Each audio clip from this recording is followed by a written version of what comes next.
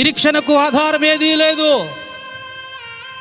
నా పని అయిపోయింది, నా కుటుంబం పని అయిపోయింది, నా వ్యాపారము పని అయిపోయింది, నా పరిచర్య పని అయిపోయింది, బలహీన పడిపోయాను.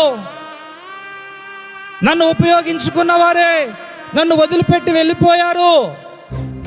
నన్ను అర్థం చేసుకున్నవారు, నాకు ఆహారం ఇచ్చిన వారు, విద్యాబుద్ధులు నేర్పిన వారే విడిచిపెట్టి వెళ్ళిపోయారు.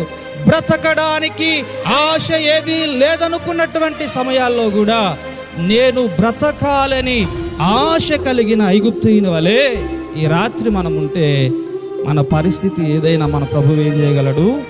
మన పరిస్థితులను బాగు చేయగలడు. దేవునికి స్తోత్రం చెప్పండి. హల్లెలూయా. కీర్తనల గ్రంథములో కీర్తనాకారుడు 34వ కీర్తన 12వ వాక్యములో ఒక ప్రశ్న సంధిస్తున్నాడు. ఆ కీర్తన చదివే వారికి 34వ కీర్తన